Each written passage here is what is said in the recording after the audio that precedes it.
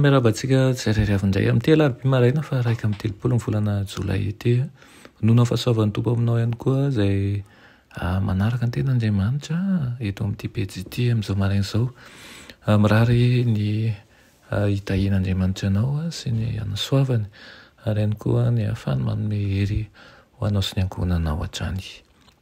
Aloha indrindratsika ny amin'ny mofinainan'io dia hivavaka isika. Ianay tsara ny ezan-danitra tolotra ianao ny dera ny laza ny asa sy ny voninahitra sotro anao zaray eo satria nomenao zavatsoa lehibe indray dia ny fahasoavanao misaotra ihany koa tompo izay mitantana anay tsirairay avy indrindra ny mpanomponao izay miaino ankehitriny aokany ianao tsy hasaraka azy fa hanomana zavatra tsara kokoa hatrano ho azy ary indrindra aoka tsy hiala ny fandresenao mba ahafahana mitombo manjakariva finoana eo aminao aminaran'i Jesosy amen. Lohatenin'ny mofinainantsika androany dia manao hoe efa nivonjen'i Jehova isika hatramin'izao. Nalaina amin'ny Salamo 5:1 andininy voalohany sy ny faharoa manao hoe miderahan'i Jehova miantsoa ny anarany, atao mifantatra any amin'ny firenena ny asany, miraha ho azy mankalaza azy, saintsai ny fahagagana rehetra ataony. Amen. Tokony averimberina mandrakariva ny fifandraisan'Andriamanitra amin'ny olony. Matetika manao ahoana ireo mari-dalana napetraky ny tompo tamin'ny fifandraisany tamin'ny Israely fahiny mba tsy hanadinoana izy ireo ny tantara lasa dia nandidy azy Mosesy mba handrakitra an'ireny toe-javatra ireny amin'ny enjiny hira izay azon'iray aman-dreny ampianarina ny zanany ihany koa. Nasaina nanambara fahatsiarovana izy ireny ka hametraka an'izany ho talaky maso mandrakariva. Nisy fahasahiranana manokana tsy maintsy ny aretana mba hitahirizana azy ireny ka rehefa hanadiady momba an'ireo zavatra ireo ny ankizy dia ho azy heverina amin'izy ireo ny tantara iray manontolo.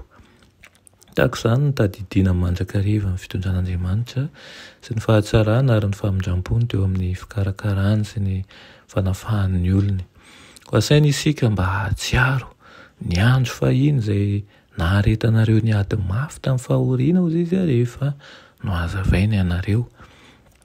Ny asa tahaka ny an'Andriamanitra mpanao asa mahagaga ho an'ny olona amin'izao taranaka ankehitriny an'izao ihany koa ny tompo. Ilaintsika mandrakariva ny mitantara ny fahatsaran'Andriamanitra sy ny midera azy noho ny asa mahagaga izay ataony. Koa dia aoka tsy hanaran'ny fahatokintsika isika fa aoka hanana toky miorina mafy, eny mafy noho ny taloha azy. Tahaka ilay voasoratra eo amin'ny Samuela voalohany manao hoe efa nivonjen'i Jehova isika hatramin'izao ary hamonjy antsika amin'ny farany koa izy. Aoka isika hijery ny tsangam-bato fahatsiarovana ny amin'izay efa nataon'ny tompo hampahery antsika sy hamonjy antsika tamin'ny tanan'ny mpanjingana. Aoka ho tsarovantsika ny famindram-po rehetra izay efa nasehon'Andriamanitra antsika, ny ranomasy izay efa nofahony, ny fahoriana izay efa nampiononiny, ny fanahiana izay efa nesoriny, ny tahotra izay efa nalainy ary ny nilaina izay efa nomeny, ny fitahiana izay efa azo ihany koa. Tsy salasalana fa tsy maintsy manam-po fahoriana hafa koa isika ao amin'ny zavatsarotra izay hitranga tsy ho ela intsony nefa izay hitantsika tamin'ny lasa no aoka ho toko antsika amin'ny ho avy. Ka na hoe efa novonjen'i Jehova isika hatramin'izao ary hifamatra amin'ny andronao ny fiadananao. Ny fisan-toetra dia tsy ohatra ny hery izay omenantsika no herana azy. Koa dia aoka isika hiasa eo amin'izay nametrahan'ny tompo antsika ary ino fa na inona mihatra dia hisy hery omenantsika arakaraka ny fizahn-toetra. Amen.